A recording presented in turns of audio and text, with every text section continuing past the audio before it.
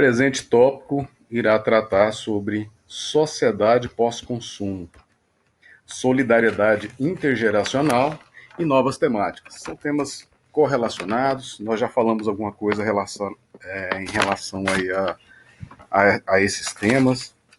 A imagem do presente slide ela é autoexplicativa no que diz respeito ao consumismo, e ao mesmo tempo a perspectiva de uma nova abordagem em relação à interação do ser humano com os recursos naturais, porque quase 100% dos produtos que atendem às nossas, entre aspas, necessidades, vêm literalmente da natureza. Alguns poucos produtos são fabricados aí pelo homem, de modo que é necessário uma revisão de postura. É sobre essa temática, é sobre essa questão como um todo, que nós iremos tratar daqui para frente nesse bloco.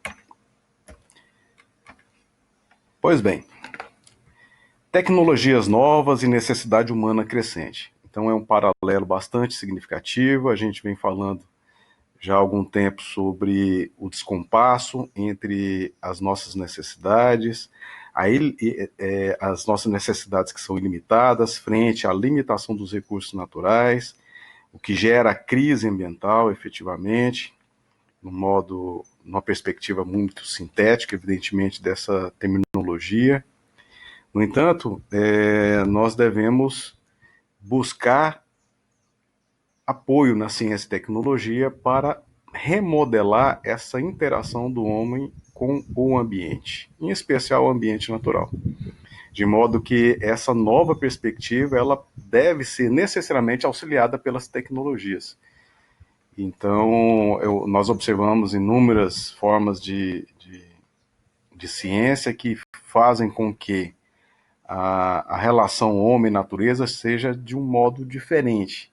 Que nós possamos efetivamente compreender melhor os sistemas naturais, possamos melhor interagir, possamos melhor usufruir da natureza como um todo, e ao mesmo tempo permitir que com a assunção de tecnologias, de ciências remodeladas, nós possamos aí usufruir sustentavelmente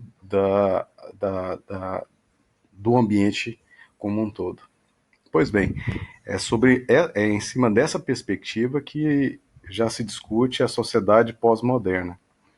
A sociedade, a sociedade pós-consumo, que é exatamente uma fase diferente, no sentido de buscar uma racionalidade, de buscar uma nova interação, uma nova forma de visão do ser humano em relação aos produtos que possam atender às suas necessidades ou não. De nós podermos rever individual e coletivamente a forma como nós consumimos. Então, a sociedade pós-consumo é uma perspectiva de qualificar o consumo, vamos assim dizer, para necessariamente atender aquilo que é útil, aquilo que tem uma finalidade, aquilo que efetivamente possa ser levado ao mercado e degrade menos o meio ambiente, que possa implicar aí no almejado e utópico desenvolvimento sustentável. Então, a sociedade pós-consumo tem essa perspectiva de qualificar o consumo, qualificar levando em consideração exatamente o fator ambiental. Um outro ponto dentro dessa temática é exatamente o mercado de carbono, que nós alteramos, era sequestro de carbono, ponto esse que nós já tratamos no protocolo de Kyoto, e nós iremos estar repetindo nesse momento, em razão da terminologia mercado de carbono. Então, o sequestro de carbono é o elemento essencial aí na discussão, na implementação e na operacionalização do mercado de carbono.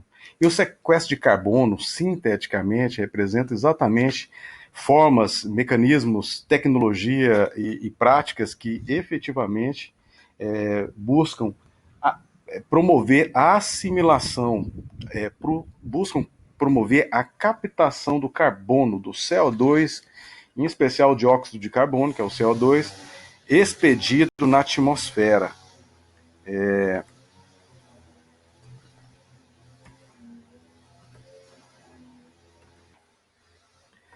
As principais formas de assimilação ou captação do dióxido de carbono na atmosfera, que é um dos gases mais potencialmente lesivos em relação a, a, ao aquecimento global, às complicações climáticas. Outro tema relevante é do efeito estufa.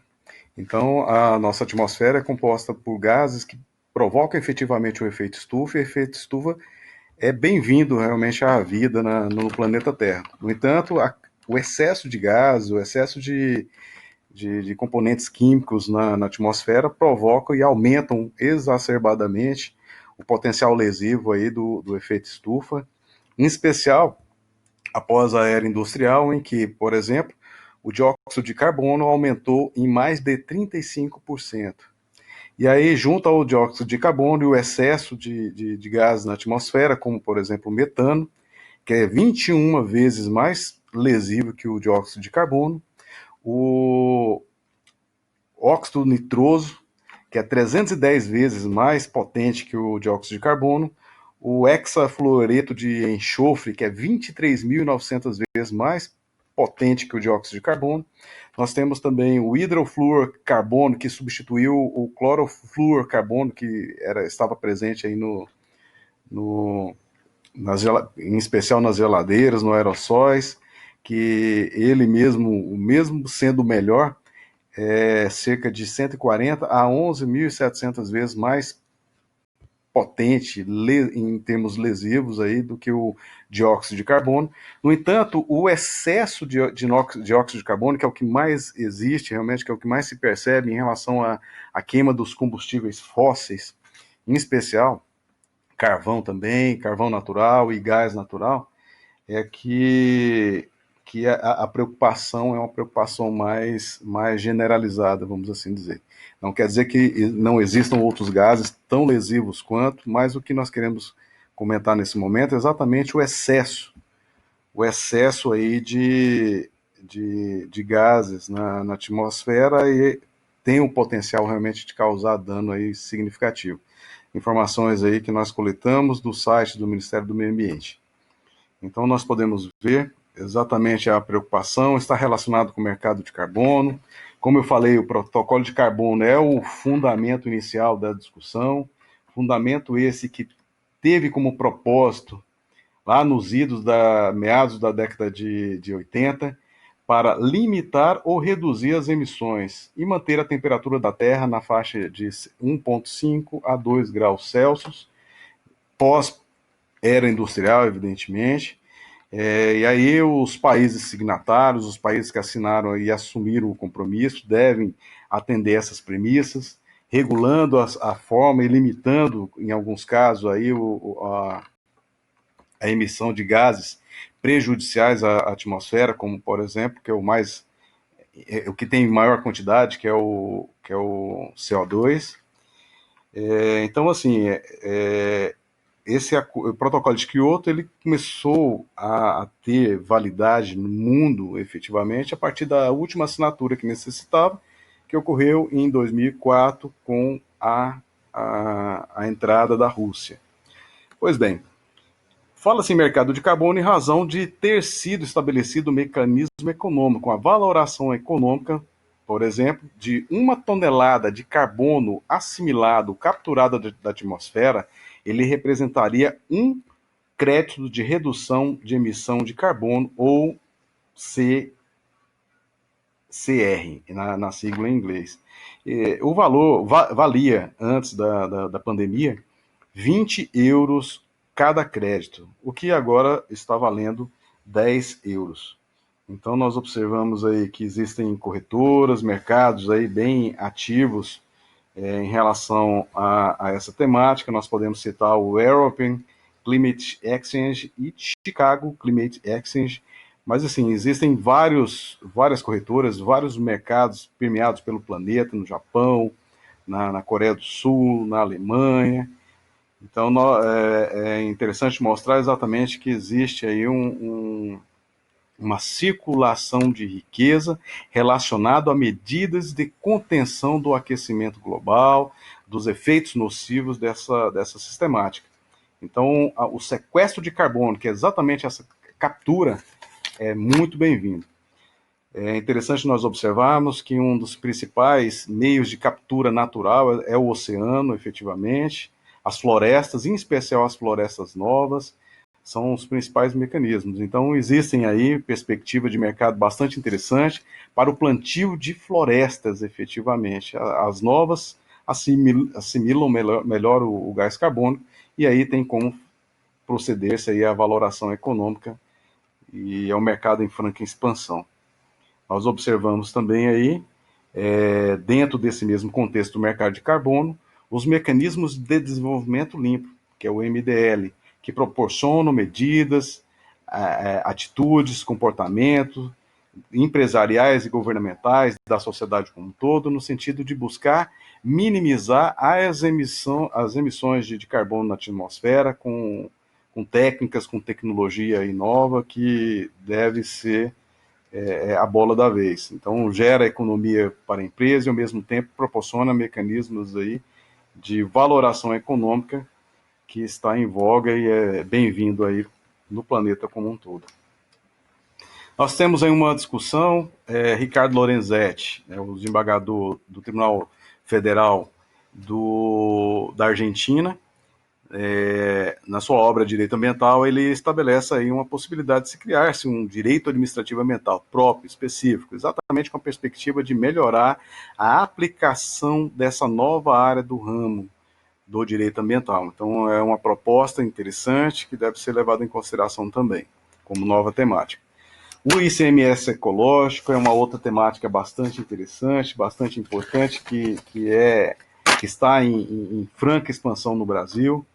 Nós observamos na atualidade a existência de 17 estados que incorporaram essa temática sobre o imposto sobre circulações, mercadorias e serviços no Brasil. É um imposto estadual, de acordo com a Constituição.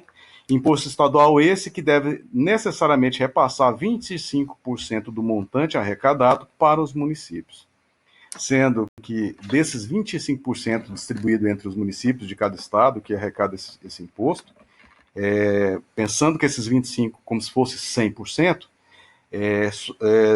75% seria destinado para os municípios que contribuíram efetivamente para a arrecadação do ICMS e os outros 25% que poderia ser ter uma destinação, como é o caso aí do ICMS ecológico. Nós observamos que dos 17 estados atuais que têm o ICMS ecológico, uma propositura de lei estadual que estabelece a forma de repartição dos benefícios econômicos entre os municípios.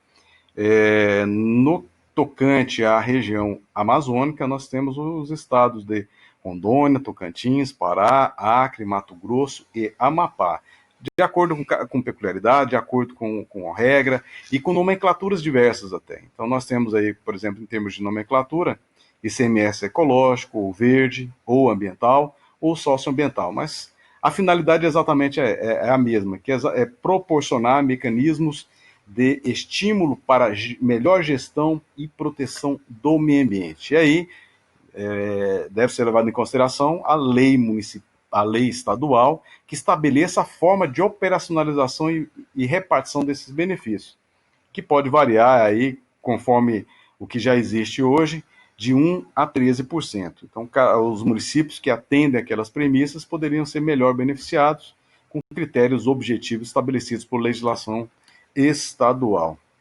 Então, é uma forma, o ICMS ecológico, ou verde, ou ambiental ou socioambiental, é uma forma de compensação financeira que os estados repassam aos municípios por ações de proteção ao meio ambiente. Essa é a síntese que justifica essa temática. Ao mesmo tempo, é importante observarmos que o ICMS ecológico, que é o termo mais em voga, ele vem atender aquela premissa máxima lá do desenvolvimento sustentável, que é conjugar os 3 pilares, que é a proteção do meio ambiente, a equidade social e desenvolvimento econômico. Então, busca-se, a partir do momento que haja uma proteção efetivamente, com retorno econômico, ou deixar de gastar em determinadas de determinadas áreas e, ao mesmo tempo, beneficiar a sociedade como um todo. Esse é o mecanismo fundamental aí da existência do ICMS ecológico, que nós tivemos aí em nível de Brasil o estado do Paraná como precursor. Então, existe a necessidade aí dos demais estados e ao mesmo tempo do Distrito Federal repensar, não me recordo se o Distrito Federal está dentro ou não, mas os estados que ainda não contemplaram uma legislação que estabeleça mecanismos de ICMS ecológico, que corram atrás realmente, para buscar e atender às premissas maiores nos acordos assinados pelo Brasil em nível internacional e das regras, em especial a própria Constituição, que estabelece a necessidade de uma melhor atenção por parte do poder público em relação à matéria ambiental. Essa é uma temática também bastante relevante, que está em voga. Nós temos também discussões relacionadas a serviços ambientais, que eu vou passar por outro tópico, até porque já existe um projeto de lei em andamento a respeito desse tema. Pois bem, trade-off. Essa imagem, por si só, ela já demonstra claramente o que significa esse tal de trade-off. Esse trade-off é exatamente o dilema entre o custo, os benefícios e os riscos em relação a ambos. Então, essa imagem eu acho que foi bem pertinente para mostrar exatamente o dilema, o conflito na escolha. Então, o que pode ser exemplificado melhor como trade-off? Exatamente,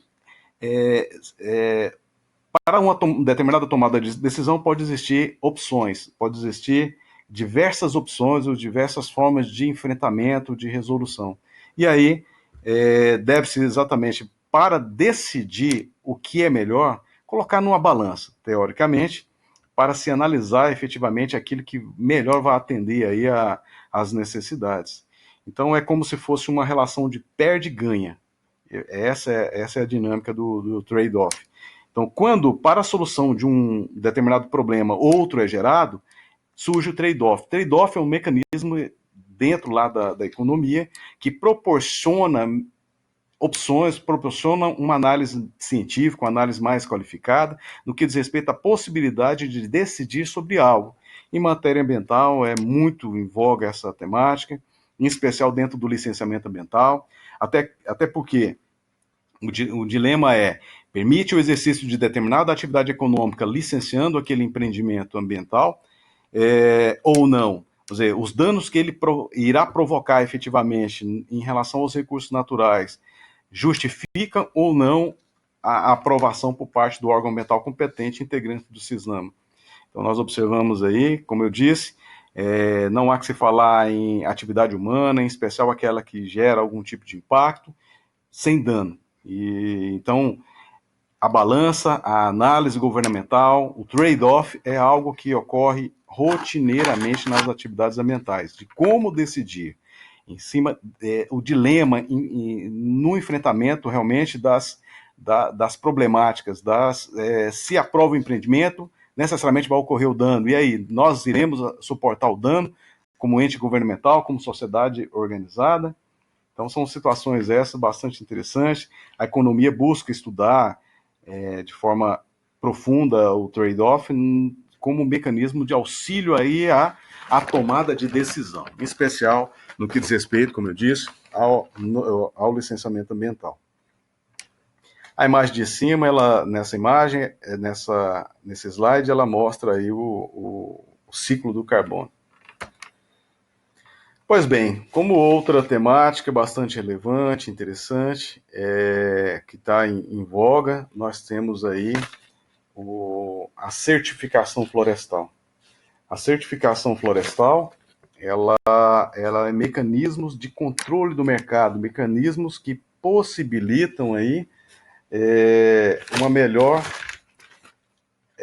gestão, uma melhor utilização e uma melhor valoração dos recursos ambientais que são utilizados no mercado diretamente. Então, em termos de certificação especificamente florestal, nós temos aí algumas instituições que são instituições não governamentais, sem fins lucrativos, que têm representatividade, valoração, que têm respaldo internacional, que têm o reconhecimento e têm o respeito pelo mercado. Ou melhor, o mercado tem respeito por essas instituições ao ponto delas certificarem e essa certificação ter um respaldo aí, para as empresas, na imagem das empresas, para valorar os produtos que são lançados na empresa, que utilizam recursos naturais, em especial o florestal, que é o ponto aí que a gente vai tratar inicialmente.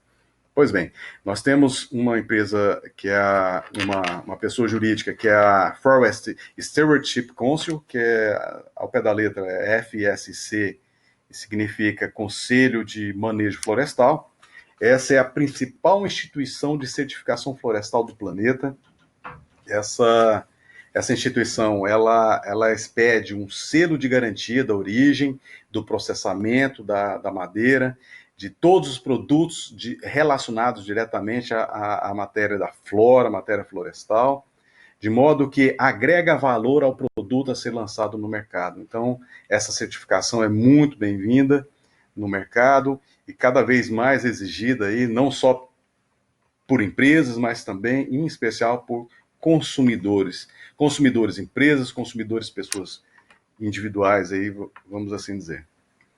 Então, nós temos no âmbito nacional o certificado florestal, que é o Serflor, que tem a mesma perspectiva, tem o mesmo respeito, no entanto, no âmbito interno, no âmbito brasileiro. Uma regulamentação que deve ser levada em consideração para a forma como deve ser conduzido, os princípios, os critérios, indicadores, especificamente para as florestas nativas, no que diz respeito ao manejo florestal sustentável, é a norma da Agência Brasileira de Normas Técnicas, que é a ABNT, número 15.789. Então, ela trata especificamente do manejo florestal sustentável, que é uma previsão aí, especial dentro do Código Florestal Brasileiro, que é a Lei 2.651 de 2012, no que diz respeito à possibilidade de utilização racional da área de reserva legal, em especial da área de reserva legal. Então, nós temos uma norma que trata aí da forma como deve ser operacionalizado. Além disso, nós temos, em caráter mais geral, que vai além da temática florestal, a BNT-NBR ISO 14001, e é ISO exatamente por ser considerado como a sigla ISO significa International Forest Standardization Organization, que é exatamente a organização internacional de padronização. Então, o Brasil chancelou essa temática, ela tem um respaldo internacional, e cada vez mais empresas e o mercado em si está buscando a certificação com essa abordagem, levando em consideração especificamente, mas não unicamente, o sistema de gestão ambiental, com a proposta aí de melhora da imagem da empresa no mercado. Essa é um viés aí significativo da ISO 14001. Um ponto interessante também a ser observado no sistema de gestão ambiental da empresa, que vai além da gestão ambiental, exatamente a temática que deve ser executada aí para proporcionar e viabilizar a expedição do certificado 14001, que é o termo em inglês, que é Plan, Do, Check, Act, que são quatro verbos, 4 situações que implicam aí na execução de medidas relacionadas à promoção adequada da gestão ambiental dentro das empresas.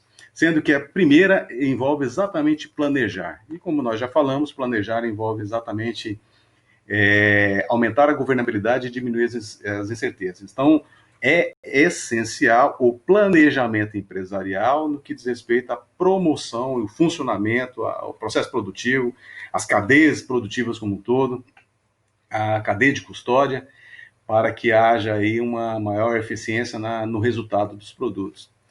Então, esse é o planejamento que está dentro dessa sigla. O outro termo dentro da sigla, não, dos quatro verbos, que é o Plan, Do, Check, Act. O do é o fazer, é executar medidas planejadas efetivamente, de acordo com premissas, com técnicas, com tecnologias, respaldado em profissionais qualificados, para ter um resultado mais abalizado. O cheque é checar, examinar, monitorar efetivamente as ações da empresa no que diz respeito a alcançar os objetivos traçados lá no planejamento. E o ACT é o agir. Então, nós falamos agir de acordo com as premissas pré-estabelecidas, de acordo com as regras já consagradas. Então, nós temos planejar, fazer, monitorar e agir como premissas básicas aí para se alavancar e obter o ISO 14001. Interessante também observarmos que não é barato a expedição dessa certificação, até porque, regra geral, nós observamos a necessidade de contratar empresas externas, aquela que está solicitando, para auditar se é o caso ou não de expedição aí da ISO 14001, e aí é uma situação que não fica barata. É interessante mostrar também para a obtenção e mostrar e demonstrar claramente dentro do seu processo como todo empresarial a preocupação com problemas ambientais diretos e indiretos gerados pela empresa. O ISO 14001 está correlacionado com o ISO 9001, que trata da gestão de qualidade, ao mesmo tempo também com o ISO 19001, que fala da auditoria de sistemas de gestão da qualidade ambiental. Então, nós observamos que um dos mais famosos realmente é o 14001, e ele é muito em voga exatamente em empresas de médio e grande porte. Por quê? Porque, como eu falei, o custo é muito alto de consultoria, não só para a elaboração dos projetos, do planejamento, mas também para a execução das medidas tendentes à obtenção dessa certificação, os investimentos necessários para permitir o cumprimento de todas as premissas exigidas por essa NBR, como eu falei também, da auditoria externa, o pagamento dessa auditoria externa e manutenção do sistema como um todo, que é a operacionalização e funcionamento. Então, realmente, não fica barato. É interessante, nesse contexto todo, nós observarmos que a certificação, seja florestal ou não, ela tem como viés exatamente a testar os produtos que são lançados no mercado e todo o processo de produção, desde que tenha qualidade e sustentabilidade. São premissas indissociáveis e, ao mesmo tempo, proporcionam o cumprimento da legislação aplicável naquele caso concreto. Então, a certificação, cada vez mais, é um mecanismo importante de controle e de proteção do meio ambiente. Como eu falei a respeito de serviços ambientais, nós temos aí o projeto de lei 312 de 2015, que está tramitando, que trabalha sobre a Política Nacional de Pagamento por Serviços Ambientais. E serviços ambientais seria, em resumo, a possibilidade legal de se obter lucro com base na proteção do meio ambiente, em especial mantendo o meio ambiente intacto, mantendo os recursos naturais intactos, ou usando minimamente, de modo que surgem mecanismos, ocorrem com bastante frequência em nível internacional. No âmbito interno, nós temos alguns casos extra-legislação federal, com a possibilidade realmente de se beneficiar, por exemplo, aquele que tem dentro da sua propriedade uma nascente, que protege aquela nascente, mantendo a mata ciliar sem qualquer tipo de utilização, ou naqueles casos em que a legislação permite a utilização da floresta, da reserva legal, da área de preservação permanente, mas aí o proprietário mantém intacto, de modo a proteger mais do que a própria legislação exige. Aí ele, em contrapartida, poderia ter benefícios econômicos. Nós poderíamos também falar em serviços ambientais, utilizando os recursos da própria natureza, sementes, medicamentos que poderiam ser produzidos, de modo a implicar em não destruição dos recursos da biodiversidade, tendo rentabilidade, não só em relação ao produto que pode ser produzido, como em relação à proteção efetivamente. Então, são situações a serem pontuadas aí no ordenamento jurídico brasileiro em relação a uma temática bastante importante em nível internacional e nacional. Nós temos uma temática, um ponto também que é muito discutido, que é o greenwashing versus o green marketing. O greenwashing, a imagem mostra claramente o greenwashing aí, né, que é o discurso verde sem fundamento. Né? Nesse caso aí, a interpretação é de quem está vendo a imagem. Mas o greenwashing necessariamente quer dizer exatamente um discurso de boca, não de prática. É um discurso que não corresponde com a realidade. É um discurso falso, um discurso que não cumpre a premissa básica de proteção ambiental, ou seja, em especial nós observamos situação como essa envolvendo aí empresas que anunciam aquilo que não praticam, como empresas verdes, empresas que protegem o meio ambiente efetivamente, empresas que cumprem a sustentabilidade, mas na realidade isso só da boca para fora.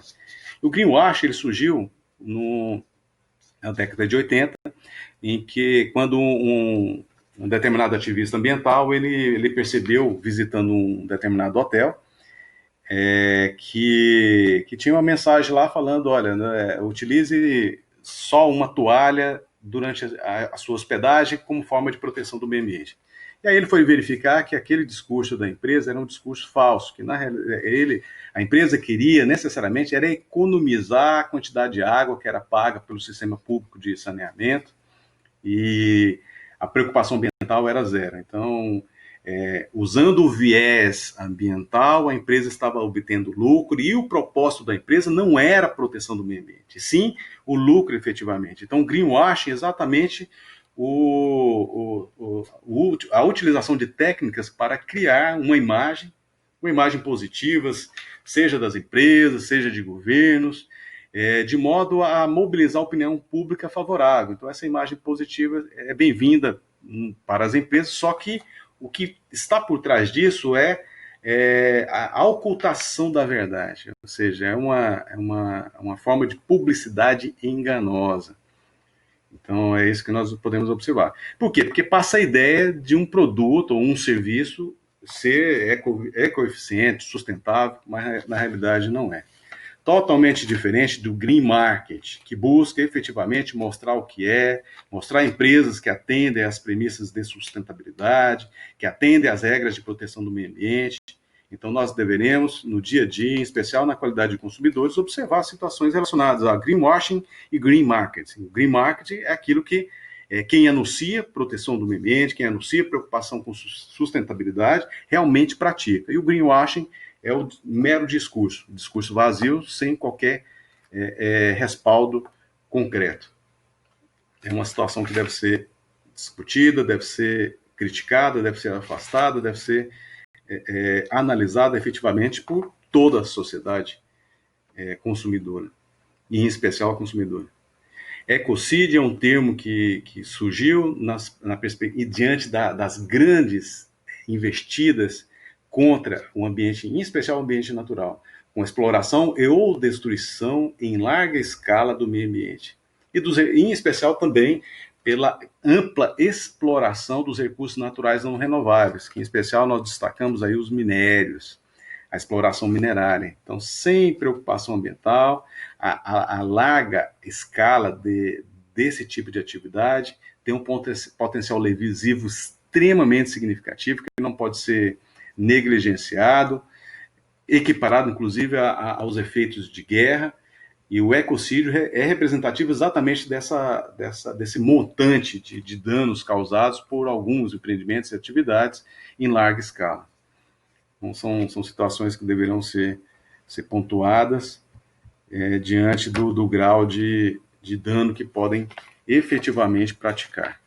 Outro tema interessante nessa temática é exatamente compliance, que significa o cumprimento habitual das normas, sem sanção, com incentivos geradores de externalidades positivas, estimuladoras do cumprimento voluntário. Então, compliance é desejável, é uma postura desejável, é a postura que atende o princípio da prevenção, o princípio da precaução, uma postura que, por exemplo, mobiliza empresas para, antes de ser responsabilizada, adotar medidas de cunho protetivo do meio ambiente, de cunho que assimile a responsabilidade, diminua as externalidades negativas, aumentem as externalidades positivas da atividade econômica.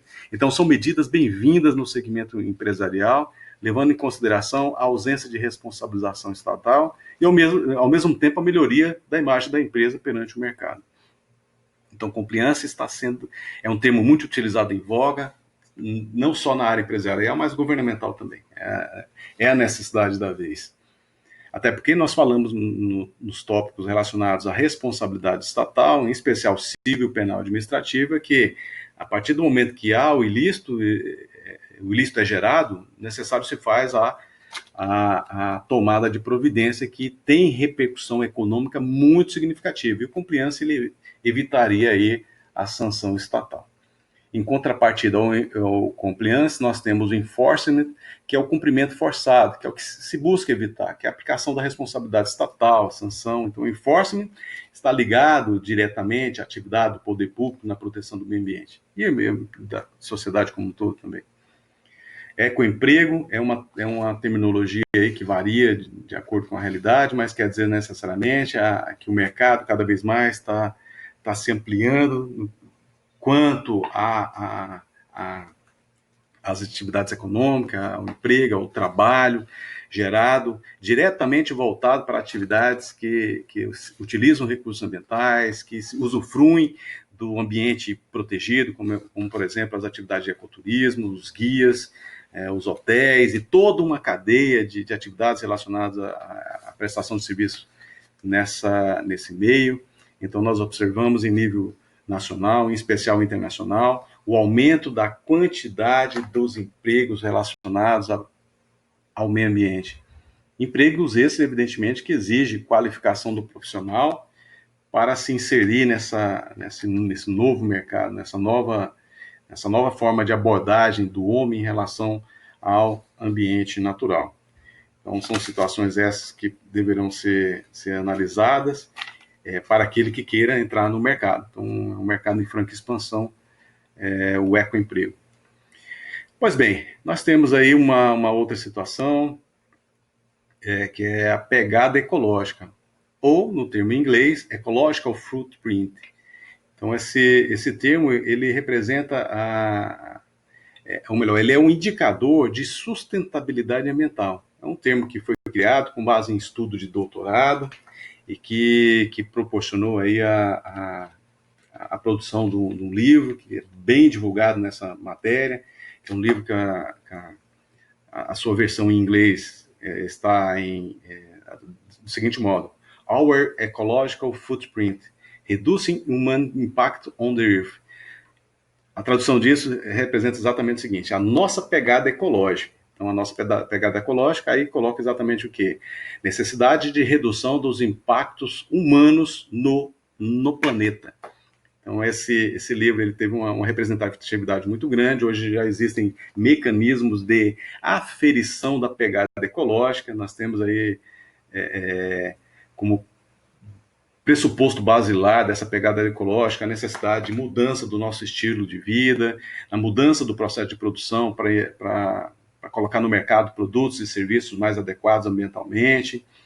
E aí, como componentes para a aferição dessa pegada ecológica, nós temos vários, e de forma exemplificativa, que não esgota essa temática, envolve, por exemplo, a área de energia fóssil utilizada por nós em relação à absorção do CO2 na atmosfera. Então, o que representa a nossa atividade econômica, profissional, educacional, do dia a dia, empresarial, em termos de emissão de CO2. Então, há uma necessidade de quantificar isso. Nós temos também a área de terra arável, que é exatamente para atender as nossas necessidades. O que representa a minha necessidade alimentar em relação à terra arável, efetivamente. Então, qual a contrapartida disso? Qual a proporção de gás de dióxido de carbono emitido na atmosfera em relação ao meu comportamento? Aí nós temos também áreas de pastagens, florestas, áreas urbanas. Então, existem vários componentes que a sua aferição ela proporciona aí uma análise objetiva, numérica, da nossa pegada ecológica. E aí eu indico para todos, efetivamente, tem um site de uma organização não governamental, o site é www.pegadaecologica.org.br. E lá a gente pode fazer, eu fiz, lá cada um pode saber a sua pegada ecológica de acordo com as suas peculiaridades alimentares, residenciais, de trabalho, de utilização de veículos automotores, no caso do trânsito. Então, existe um mecanismo nesse próprio site, é gratuito, que mostra exatamente a sua pegada ecológica. Então é um tema também bastante em voga. Ao lado da pegada ecológica, nós temos aí a pegada hídrica. E a pegada hídrica tem a perspectiva exatamente de quê? De analisar a quantidade de água potável necessária para produzir alimento e o produto para atender às nossas necessidades. Então, fala em água potável, mas também toda forma de água, como por exemplo, existe uma categorização de água, como água verde, que é aquela água da chuva. A utilização dela também pode ser objeto de aferição pela pegada hídrica. A água azul, que é a água superficial subterrânea, que é a que nós que é a que deve ser mais protegida, e a água cinza, que é a água poluída. Então, todas essas formas de utilização da água, necessariamente, ela pode representar a pegada hídrica, ou water footprint.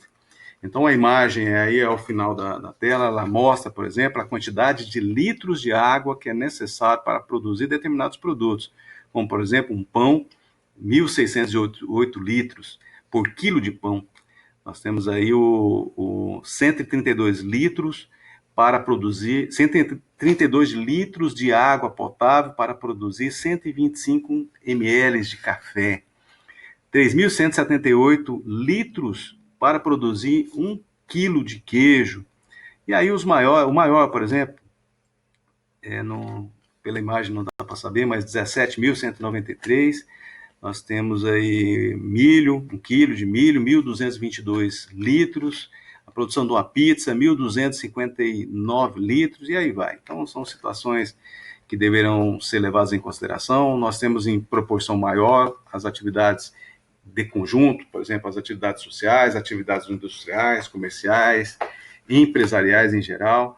E aí essa preocupação é muito significativa, tendo-se em vista a quantidade de pessoas que existem no planeta. Então, a pegada hídrica é um tema também bastante relevante, que busca minimizar o impacto na utilização, visa aferir, nós podermos efetivamente conhecer qual é a implicação do nosso dia a dia em termos de utilização de água.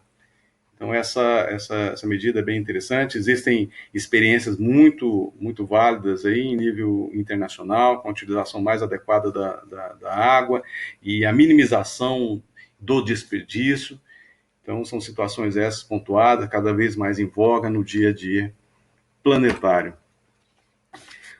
Outras temáticas que nós temos em relação a essa abordagem, ela envolve aí o racionalismo ambiental, não só o racionalismo ambiental, como a pedagogia ambiental, termos aí utilizados por Henry Cleff, que é um pesquisador mexicano aí bem em voga em matéria ambiental. O racionalismo ambiental, ele implica exatamente numa nova visão, uma nova perspectiva, uma nova abordagem do homem em relação ao ambiente, uma nova forma de pensar, uma nova forma de interagir, valorizando aí a racionalidade.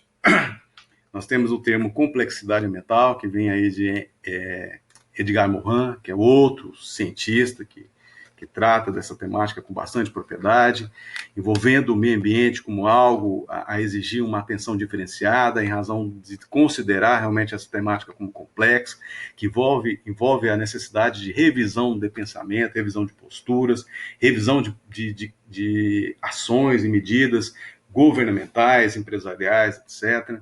Nós temos aí a pedagogia ambiental, que é uma nova forma de rever a produção do conhecimento, que deve necessariamente buscar aí o meio ambiente como uma das medidas essenciais de análise, de utilização e de prática.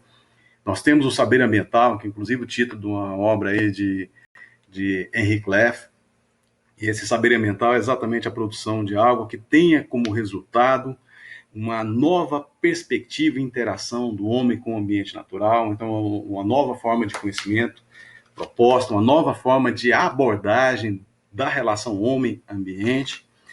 E a imagem que está na tela, ela mostra aí a transdisciplinaridade, que é a perspectiva melhor, mais avançada do que a multidisciplinaridade, a interdisciplinaridade, vez que a transdisciplinaridade, ela implica, ela visa efetivamente a unidade de conhecimento, uma nova compreensão da realidade.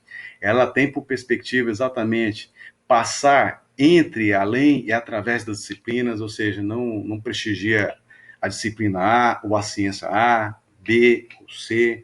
Ela busca exatamente algo que, se vai atender uma determinada necessidade, pouco importa qual a ciência que vai ajudar, ou quais as ciências, quais serão aquelas que resolverão problemas, mas independente de destacar uma ciência em relação à outra, exatamente porque a visão é transdisciplinar, ou seja, vai além do conhecimento produzido por ciência única. Então, busca exatamente o quê? Compreender a complexidade, em especial aquilo que nós já falamos sobre complexidade ambiental, a complexidade que vai além da questão ambiental como um todo. Ela extrapola os limites tradicionais das ciências para permitir aí uma abordagem holística. E nós já falamos do holismo, que é exatamente pensar integralmente. Se você vai lidar com a temática ambiental, necessário se faz pensar e repensar essa temática de modo completo, de modo que possa permitir uma análise, uma visualização e busca de uma concretização de medidas integrais, que analisem, por exemplo, o meio ambiente de forma integral. E aí nós temos, como consequência disso também, no âmbito do direito ambiental, a busca do Estado de Direito do ambiente, cumprir efetivamente no dia a dia aquilo que já está estabelecido na Constituição de 1988, no artigo 225, quando dita lá que todos têm o direito ao meio ambiente ecologicamente equilibrado, bem de uso comum do povo, essencial à sadia qualidade de vida. Devendo o poder público e a coletividade defender e preservar o meio ambiente para as presentes e futuras gerações. Então, a partir do momento que cumpre esse indicador formal da Constituição, estaria se chegando aí ao Estado de Direito do Meio Ambiente, que é o Estado que se busca atingir. E é por meio de, por exemplo, um novo consumidor, uma nova pessoa que busque uma nova compatibilidade dos seus interesses em relação ao ambiente, à utilização dos recursos naturais para a produção daquilo que é essencial para a sua subsistência. E aí, em contrapartida, surge aí o termo cidadão ambiental, um novo cidadão ambiental. Então, cidadão ambiental que vai além do direito eleitoral para incluir todos os indivíduos necessariamente, proporcionar mecanismos de uma relação mais harmônica e mais, entre aspas, sustentável do homem com o ambiente natural. Em especial natural, mas nós falamos também em outras formas de meio ambiente. Um dos pontos também a serem tratados nessa temática nova é exatamente N eventos internacionais são realizados voltado para a temática meio ambiente, mas como destaque eu faço aí a Conferência das Nações Unidas sobre Mudanças Climáticas, que é a COP. Então nós temos COP todos os anos. Nós tivemos aí em Marrakech, no Marrocos, no ano de 2016, em Bonn, na Alemanha, em 2017, Katowice, na Holanda, em 2018, em 2019 foi em Madrid, 2020, desculpa, em 2020 isso, estava previsto aí em Glasgow, na Escócia, no entanto foi suspensa esse evento internacional em razão da pandemia, está remarcado aí para o final do ano de 2021, mas a perspectiva central das discussões em relação à mudança climática, em razão dos problemas que nós já estamos percebendo como humanidade, os problemas em relação ao descompasso da interação homem-ambiente. E aí as consequências já são visíveis no dia a dia planetário. E aí essa conferência tem como propósito exatamente a reunião de N atores, governamentais ou não, para discutir questões ambientais que levem exatamente a se alcançar o objetivo, que é discutir e implementar planos de combate às mudanças climáticas, que tenha como alvo exatamente a mudança de paradigma, a mudança de postura, que concretiza exatamente na possibilidade de limitar e reduzir aí as emissões em especial de dióxido de carbono, mas não unicamente de dióxido de carbono como nós já apontamos. Então, essas são as novas temáticas, as novas abordagens. E aí eu passo para o próximo tópico, da disciplina que envolve exatamente o diagnóstico e prognóstico geral, evidentemente, são os pontos que eu entendi como mais relevantes, mas não quer dizer que sejam os únicos. Então, como um dos pontos que nós tratamos aí, nós temos a seguinte constatação: normas existem para tudo quanto é gosto, mas a implementação deixa a desejar.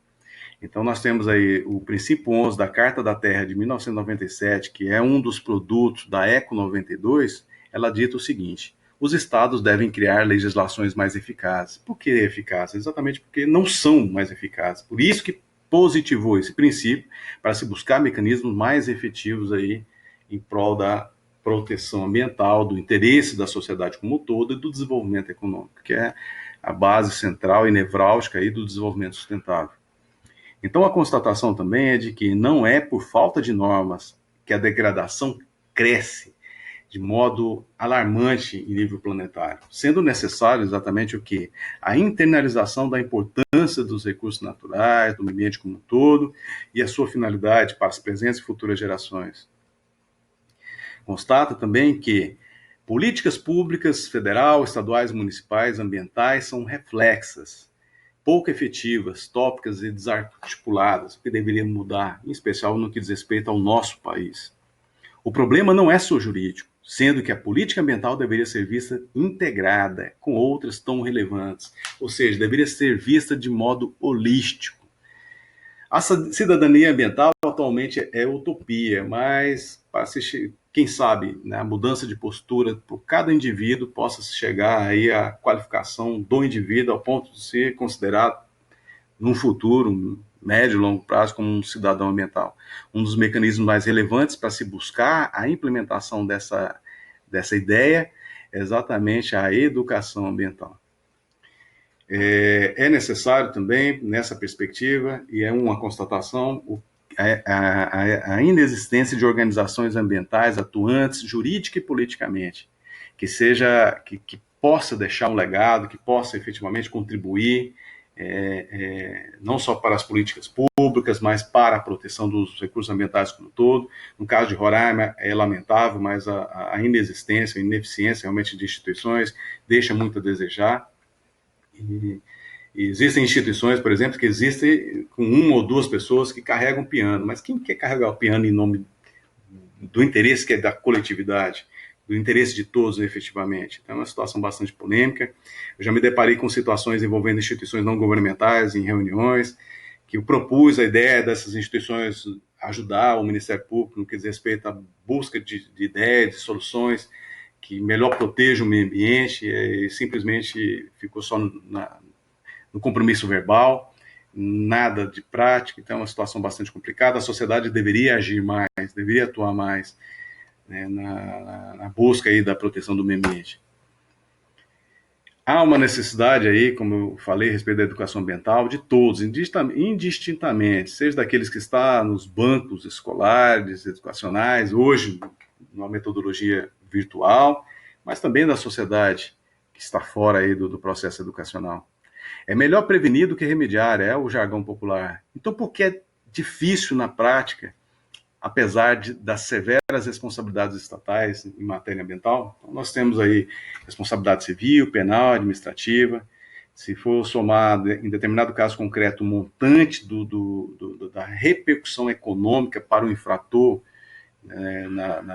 na sanção civil, com a reparação do meio ambiente degradado, na administrativa, por exemplo, com a aplicação da multa, suspensão das atividades do empreendimento, apreensão de produtos e instrumentos, e o crime ambiental, que também, grande parte dos crimes existe cumulativamente, a multa criminal.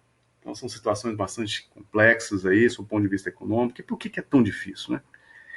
A conciliação, transação, acordo é a melhor forma de composição do dano e deve ser fomentada. Sem esquecer que o ideal é a ausência do risco ou sinistro. Então, o que deve ser levado em consideração numa situação como essa é exatamente o quê? A partir do momento que ocorre o problema, busca-se a própria legislação para resolver amigavelmente aquele problema, para evitar, em especial, busca-se também, nessa perspectiva repressiva, mesmo que haja o acordo, a transação ou a conciliação, exatamente busca-se evitar que aquele infrator pratique novas infrações e outros também venham a praticar infrações da mesma natureza ou pior até. Então, uma conciliação, transação, um acordo, mecanismo de resolução de problemas ambientais que nós temos na responsabilização civil, penal e administrativa, muito interessante, importante, como forma de minimizar os impactos e o aumento do passivo ambiental. É preciso assimilar, embora a produção de riqueza gere riquezas, melhoria da qualidade de vida, divisas, etc., o uso dos recursos naturais deve ser considerado como patrimônio da coletividade. Muitas das vezes as pessoas pensam numa visão privada, numa visão particularizada, numa visão individualizada do bem ambiental, como se fosse próprio, como se fosse só dele. De modo que aí quando ocorrem os prejuízos, aí não, vamos socializar os prejuízos, que é exatamente a internalização dos lucros e a socialização dos problemas, dos prejuízos socioambientais. Então isso deve ser rebatido, a partir do momento que a sociedade deve pensar na temática ambiental, no meio ambiente como um todo, como bem coletivo, nacional, internacional, presente e das futuras gerações. O mercado pode ser o grande vilão? Será que o mercado pode ser considerado como tal? Políticas mais concretas e uniformes em nível internacional poderiam efetivamente valorar o patrimônio ambiental e contribuir para mitigar os problemas? É uma questão a ser analisada pelos governos, pelas empresas, pela sociedade. O discurso político do desenvolvimento sustentável é agradável aos ouvidos, porém, da falácia para a prática, a distância é bastante grande. Então, deve-se mudar isso, buscando algo que seja mais factível, menos utópico, como nós já falamos aí do princípio do desenvolvimento sustentável. O meio ambiente não pode ser visto como um empecilho ao desenvolvimento econômico, é uma regra indeclinável. Nós, quando falamos sobre o ICMS ecológico, ou ambiental, ou verde, ou socioambiental, ele exatamente entra nessa linha de proporcionar mecanismos de proteção que conciliem o interesse econômico, conciliem a proteção da sociedade e aí a defesa do meio ambiente. E aí eu já falei sobre o Estado de Direito Ambiental, que é a perspectiva que se busca, de acordo com a Constituição, o artigo 225, CAPT. E é necessário exatamente aquilo que o sociólogo alemão Ulrich Beck já ditava, que aplicava também a diversos contextos, que é pensar globalmente e agir localmente. Cada vez deve fazer parte do nosso dia a dia ter essa implicação. Vamos dizer, se eu penso na proteção do meio ambiente como um todo, por que eu não vou agir em razão do meu quadrado, do meu particular, da minha condição individual? Então, o somatório de condutas positivas, adequadas individualmente, proporciona uma melhor proteção aí no aspecto geral. Então, a ideia é exatamente essa: pensar globalmente e agir localmente. Por que não? Né? E aí eu finalizo exatamente com uma mensagem aí no livro A Luta pelo Direito, de Rudolf von Jhering, do ano de 1872, página 34. E ele fala o seguinte, que é aplicável aí no direito como um todo, mas aí eu puxo para o direito ambiental. O amor que um povo dedica ao seu direito e a energia despendida na sua defesa são determinados pela intensidade do esforço e do trabalho que ele lhe custou. Então, Jhering fala com bastante propriedade exatamente da correlação do direito e correlação do esforço para a aquisição daquele direito. Mas no caso do direito ambiental em si, nós deveríamos exatamente agir antes, evitando os problemas, evitando os ilícitos, evitando em especial o risco, a ocorrência do risco. De modo que, na perspectiva do direito ambiental, não é necessário, na realidade é o contrário, não se pode exigir, não se pode esperar o problema para agir, para ter uma postura positiva, uma postura adequada de proteção. Necessário se faz exatamente adotar medidas antecipatórias, de cunho preventivo efetivamente, que possa evitar aí o risco e muito mais o dano, para garantir o direito ambiental com todos os predicados, com todos os princípios aplicáveis, na busca de uma melhor qualidade de vida para as presentes e futuras gerações, necessário se faz uma mudança de postura de todos indistintamente. E aí deve começar, em especial, o destaque pelo indivíduo, pela pessoa considerada individualmente. Então essas são as mensagens aí da disciplina, que deverão ser levados em consideração e reflexão também. Né? Então, a reflexão é um ponto bastante importante na discussão da melhor implementação da proteção do meio ambiente para todos indistintamente.